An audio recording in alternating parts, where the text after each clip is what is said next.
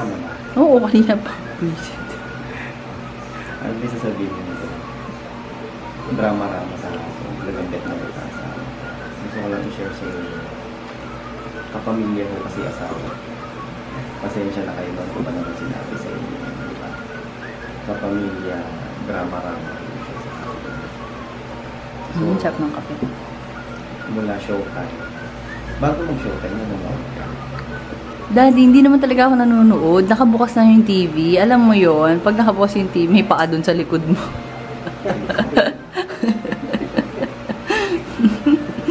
Ano lang, bago mag-showtime, nanonood ka ba? Yun lang ang tanong ko. Hindi ako nanonood. Nakabukas na yung TV. So, ano palabas bago mag-showtime? Dati ano nga ba yun? Tapos na yun eh. Please be careful with my heart. Luma mo naman, Daddy. Ilang taon na tatapos yun. Ano? Guys, gusto ko i-share sa inyo. Gusto ko i-share sa inyo. Alam ko kayo lang. Alam niyo po ba kung ano? Napapansin niyo po ba pag nagkakape mo? Nag-3-in-1 mo ba kayo kape? Kasi yung misis ko, si Michelle ko, nag-3-in-1 mo siya kape. Tingnan yung coffee ko. May napakagandang instruction. Dahil ko na, makakali ka, hindi. Ayan, ano yung sinasabi ko? Nakakatuwa yung coffee ko 3-in-1. Kasi pakita mo mami, basahin mo. Yan. Grabe, napansin niyo po ba yan? Meron siyang instructions. No? At ang kanyang instructions ay Eh no, boil water up to 80 degrees. guys, tanong. Pag kayo po ba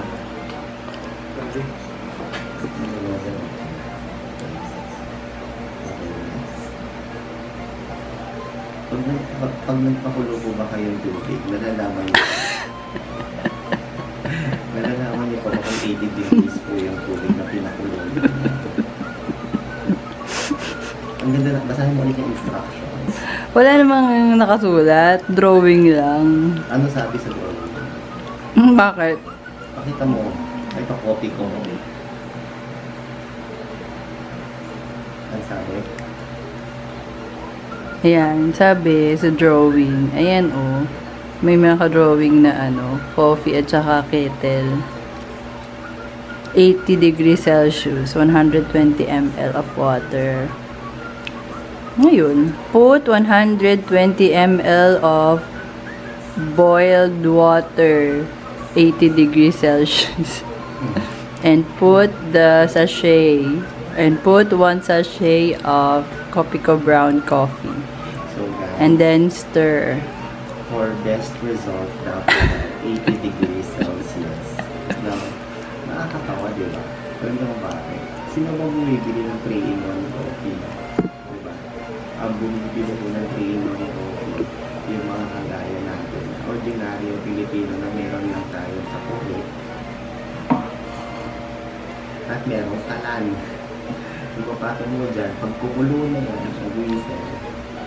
Ilan degrees yun pag nag-whistle na? Okay. Balik tayo sa science. Balik tayo sa science. Balik tayo sa science. Okay na to. Ang boiling point ng water is 100 degrees Celsius. Para kumulo ito, kailangan ma-reach niya ang 100. Ah, so dapat wag mo siyang papakuluin. Hindi. Pakuluin mo siya, tapos palamigin mo konti. Ah, okay. Pag nag-whistle, Stop. o patayin mo na, wag mo munang ilagay. Pag nag-whistle, diba? Paano yung tunog ng whistle? Kumulo na. Tapos tunog ng whistle. Pressure cooker yan. Ay. Ganon. Ah. Ito nga.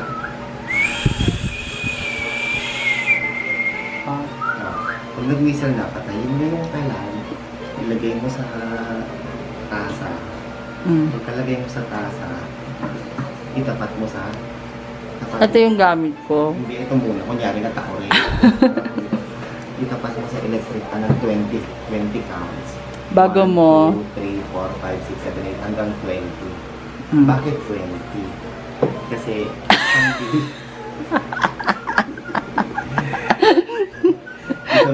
isang degree, isang degree, pababa.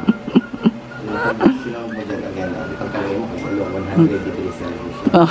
Kapag sinalikan, 20, 19, 18, hanggang ma-zero ko siya, ibig sabihin, 80 degrees na po yun. Nagets ka na? Okay. Gagamitin niyo rin mo yung utak niyo. No? Isip-isip din mo tayo mo. Okay. So, for now, so anong plano kung din yung gawin mangyari mga kaibigan? So, yun, na-share ko na po sa inyo. Kasi yun sa share ng coffee ko. Pero masarap pala yung coffee ko, brown. Coffee ko, okay? Alam mo kung bakit masarap ang coffee ko, brown? Hmm. Basahin mo to. Ano nakalagay? It's deliciously just right. Oo, diba? Kaya siya masarap because it's delicious. Utak-utak din, ha? Gagamitin yung utak nun, eh. Hindi puro nood kayo ng drama sa hapon. Nanonood kayo ng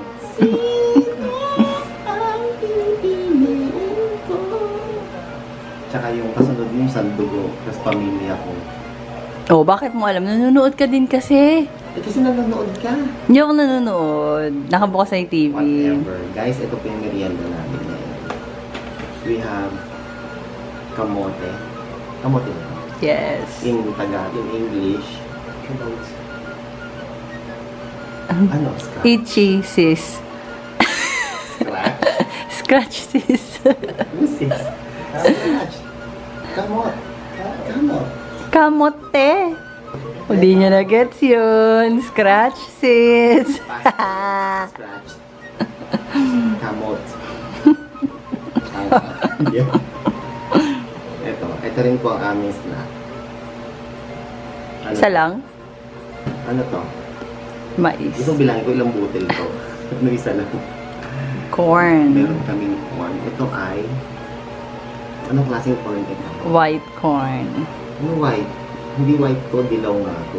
White yan. Native ang tawag sa kanya. Native corn. Tapos meron tayong Hard-boiled egg. ganyan ang merienda dito sa Bataan. Masustansya, simple. Tapos ang asukal ng isang pamilyang Pilipino. Isang drum.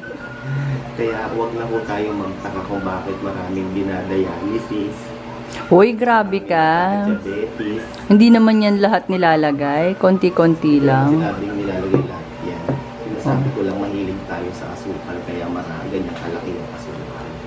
And sabi ko tayo. Eh kasi yung coffee, hindi naman 3-in-1 gamit nila. Hiwa-hiwalay. Tapos sa probinsya, uso po yung ganyan merienda. Hindi, tira yan. Dito ni merienda yun. So yun. Kayo guys, ano pong merienda ninyo? Sana po nagustuhan ninyo. Kwenta yung video. Mag-merienda po tayo. Ha? Kape, 3-in-1, good coffee, kapeng barako. Ba't di ka namili ng kapeng barako sa Baguio? Nandun ka na nung Hindi isang... ako lumabas ng bahay. Tignan mo tuloy yung kinakape ko ngayon. Lumabas. Tingnan yung kinakape ko. O, diba? Hindi mo malaman. Ano ba yan? Turmeric ba yan? Kasi nung nasa Baguio ho ako, yung virtual class ho ako. Tapos nung lumabas lang ako ng bahay, nung ano na, party na. Kasi syempre, star of the night po ako doon. So hindi pwedeng wala ako. Tapos syempre, as usual, pagkatapos mo ng 80th birthday, natuwa yung mga tao, pinuri-puri na naman po tayo, na ang galing-galing mo natin. Wow. Buhay na buhay ang party. We are the life of the party. No dull moment. Wala akong manika. No dull moment. Okay? Huwag mo na ulitin yun. Kaya ako natutuwa sila. Ganun po ako mag-joke. Mababa kasi booking mo. Sige ka. By the way, nakabook na po ako hanggang April 17. 2021. Fully booked? Yeah, Feeling ka? fully book. Alam niyo kung bakit? Kasi 1.5 lang single ko. 1.5, 15,000. Hindi 1.5 lang single ko. Gabi 1.5, pambili mo ko lang ng damit eh. Guys, kwentahin yun eh. Pag nag-MC tayo, magkano yung ginagastos natin? Siyempre, halimbawa sa Metro Manila. So, mag-grab tayo, 500. Papunta pa balik. Pauwi, mag-grab 500. Okay? Hanggang dito na yun sa atin. Kasi 200 talaga. Oh, yun. Tapos, siyempre, tuwing may event, nangunguha tayo ng quote. Eh, ang investment po natin sa mga quote, hindi lang naman. Kumbaga, ang isang quote nagkakahalaga ng 5 to 10,000, isang gano'n. Hahatiin mo ngayon yun sa ilang event, diba? 1,000 ka mo na. So, kung makikita niyo ho, yung mga quote ko, talagang ina-alternate ko ho siya. Kasi nga, mahal ho yung quote. Tapos, babarating nyo lang ho yung MC. Babarating nyo. Make-up pa, daddy. Oh, yung make-up ko pa. Ang mahal ka yung make-up. Ang dami yung gano'n. Mga ST. Ano 2,000? 2,000?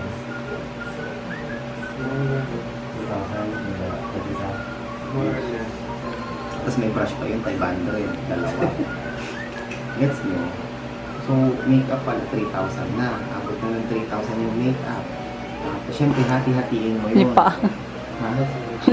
Okay lang. Malakas mo ako mag-makeup. So, syempre, yung perfume ko, hindi naman hubang bini, pabango ko. Juicy color. Hindi naman po Louis and Siyempre, pag nag-i-event po tayo ng Go-Host tayo, ang pabango po natin, mga Clinique for Men, o kaya CK1 Citrus for Men. Ano yung mga pabango natin, diba? So, siyempre, yung relo ko, minsan ko lang po sinusuot yung kasi mahal. Diba? Yung relo ko, magkano yung relo ko, bilhin yung 29,000. Siyempre, kailangan kung nag-relo ko, mukha kang mayaman. Nagdito tayo 20,000. Baka maniwala sila. Kumain nga, isikreto nga natin yung legit yun. So, 29,000 yung relo ko. Siyempre, sabihin nyo, Chico, ba't di ka mag-relo ng tig-tutukan? Chico, ba di may bayad sa utang mo yung 29,000 na relo mo? Huwag mo sasabihin. So nga, as if 29,000 yung relo ko, 299 lang yun. Pag nakita nyo mag-relo ko, yung mga relo ko, promise. Si dalawang beses lang po siya tumatama sa isang araw. Alas 8 ng umaga, tsaka alas 8 ng gabi. Sira ko kasi. Dalawa yung relo ko. Yung isa yung mamahalin. Actually, nasa 3,000 yun. 4,000. Mahal na ho yun para sa akin. Kaya alam niyo ba't siya mahal? Sentimental kasi regalo po yun ng wife ko. Nung birthday ko, 5 years ago. May pera pa ako na. May trabaho po siya. Tapos yun, kaya nakatago pa din siya. Sobrang tinago ko po siya. Wala. Pati yung baterya tinago ko, hindi ko pinapalit. So, tirik na rin po yung baterya nyo. Hanggang ngayon, alas 6 pa rin yung oras. Kasi isa naman yung 299. Alam niyo po saan ka natutunan yun, guys? Di ba sumasama ako sa mga taping, nagtatalent po tayo, doon may extra tayo. Nakikita niyo yung mga suot na artista sa TV na ang gagandang hika, ang gagandang accessories, ang gagandang ayos. Lahat pala yun, puro anong tawag doon? Puro replacement. Kumbaga sa lahat yung China, gano'n. Hindi, for lang. Accessory, fancy. Fancy. Para sa picture. Lahat pala yun, puro fancy lang. Pag nakita niyo sila Gloria Diaz sa mga pelikula, teleserye, hindi naman hutunay yung mga suot nila. No, hindi naman din peke to the point na nangangati ka. Fancy lang talaga siya. So doon ko natutunan yun na pwede ka palang magmukhang presentable or mukhang mayaman kahit ang suot mo hindi tunay, no? Meron kasi akong mga kilala nagsusuot ng mga tunay, original, hindi ang pangit naman. Di ba? So nasa pagdadala ho yan. Kahit ang suot mo ay puro fancy lang, no? Pero kung maganda yung pagdala-dala, pagdala mo, pagbitbit mo sa sarili mo, nagiging maganda, decente at presentable po siya. 15 minutes. Kaya yung ano ko po, ang tawag, Hello. yung relo ko po, ganun lang siya. So, huwag yun naman humbaratin yung mga pag-MC namin, yung hosting namin. No?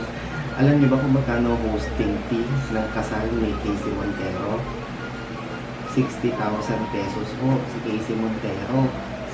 Mag-host siya. Isa't kalahating oras hanggang 2 oras lang po yung nakasal yun. Tapos ako tatawaran nyo. One time. Diba? 150. Si Joel ho kasi sumayaw dati 150.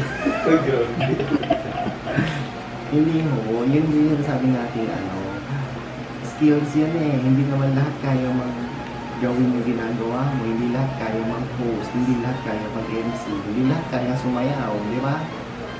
So, syempre, huwag yung baratin yung gusto. Kung babaratin nyo, dali-dali lang. Pwede naman, kakayanin pero marunong ba? Maayos ba? Ayun Di ba? Experience ba? Professional Oo, professional ba? ba? May lisensya ko. Ako 3 lisensya ko, di ba?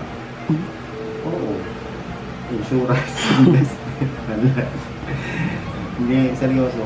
Kung nagtitipid ko kayo, wag na lang ko kayo kumuha ng MC. Kayo na lang ko mag-MC. Total, wala, nagtitipid mo kayo, di ba? Magkano bang bayad sa MC? Nag-range mo siya sa 10 to 15,000. Yung professional. Oo. Yung professional, 10 to 15,000 yun. 10 to 15,000 yung 1 hour to 2 hours na show. Depende pa yun kasi may show na outside. Out of town. May ganun. Pag out of town, sasagutin niyo yung bayad, yung gastos nila sa transportation. Yung iba ang gagawin pa po, ano tawag doon? Kukuhanin niyo sila ng van. Host lang yun ha. Host lang yun. Alam mo yung nag-host lang sa National Sardines Day? Mega Sardines, nung nagpunta ko doon. 25,000 yun. Yung babaeng nag-host. Ikaw? Paano ka doon? Nag-host na yun. Hindi ginawa mo. Nag-live feed lang ako doon. Di ko pala akong bayan doon ah. Shout out, meron yung manok ako. Yun lang naman sa kanila. Hindi pa ako bayan doon. So yun yung sinasabi ko. Yun. Kaya huwag yung babarating yung mga MC, yung mga nag-host, diba? Mahalin mo natin sila kasi sila ho ang nagbibigay ng saya. Sila ang nagiging, para maging buhay yung party, para hindi buhay. Diba? So yun. So kung kailangan nyo ng MC, yan, PM is the key. Maraming salamat ladies and gentlemen. Ako po si DJ Chico Arellano, full-time event host po tayo in Northern and Central Luzon, pati NCR. Maraming salamat. Enjoy the rest of the day and God bless.